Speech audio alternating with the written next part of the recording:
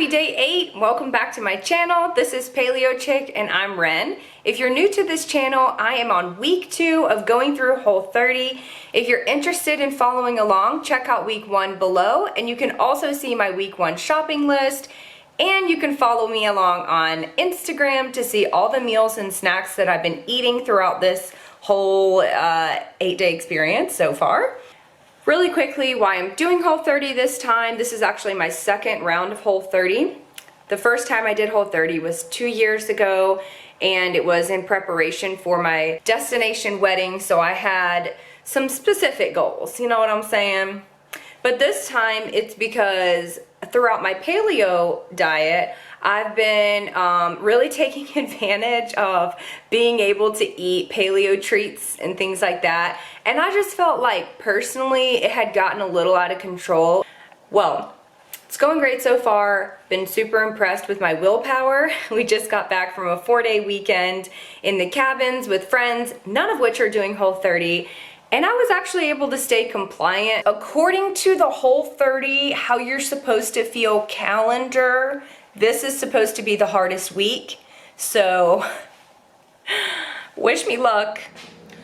Happy day 10. We are 1/3 of the way done with this Whole30 journey. It's starting to feel like the new normal for me. I honestly have to keep reminding myself like, hey, you're on Whole30. Today's been a breeze for me. So I've just been cruising on through. I had a black coffee and 2 fried eggs. I'm about to have my lunch. As always, since I work from home, I'm just gonna grab one of my frozen meals. Today I'm gonna go with the chicken curry meal from Walmart. It's only $5, takes 5 minutes. You really can't beat it. You can also bring him to work with you if you don't work from home. She's always yelling at somebody. Wow, so I feel great. Yesterday we went for a nice run. Took all the dogs with us, all 3 dogs, and it was crazy, but it was a good run. And I had a lot of energy. I felt great. I feel clear-minded, and I just feel awake, you know? Yesterday, actually, in the middle of the day, I'm so used to being really tired by that time that I actually fake yawned. I was sitting there and I just went, oh, you know, just like yawned, and then afterwards I thought, why did I yawn? But my body is still, I guess, getting used to being energized at this hour, so. Alright guys, so it is day 13 on Whole30 and pretty over it. But yeah, I kind of feel like this might be a little bit of a boring update because I'm just kind of cruising through Whole30 this week. No real challenges. It is later in the afternoon. My last video, I kind of showed you where I was starting. For those of you who haven't watched my first video, I started at 118 pounds.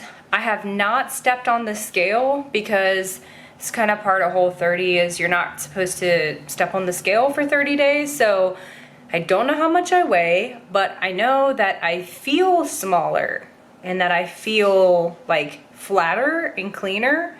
So here's what I look like. Goal, where I'm at. There we have it. What's up guys? Day 14, almost halfway done with Whole30. So as you know from my videos so far, I don't really have too many challenges that I've had this week, so I figured I would let you talk to Selena, who's also doing Whole30 with us. She's on the same day. So Selena, how has Whole30 been going for you this week? This is week 2 update. And what kind of challenges have you faced? Any changes that you've noticed? Let's hear it. Hello. So my experience with Whole30 has been pretty good actually. I feel less bloated. I feel full of energy. I have been craving sugar, of course. So I've just been eating like fruits and like raisins.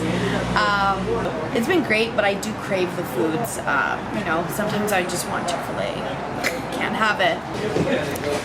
What kind of, other than the sweet tooth, have you had any like challenges? Like, have you traveled or had to do anything like out of the norm? Actually, I've been pretty quarantined, so I have been cooking a lot. So you told me a little confession about the scale. Oh yes, of course. I got on the scale just because, you know, I wanted to see, like, the first week I was like, why am I getting bloated? Why am I bloated? But it was because I was detoxing. I avoided the scale for the first week. I got on the scale yesterday. I was 135, 136, and now I am 130.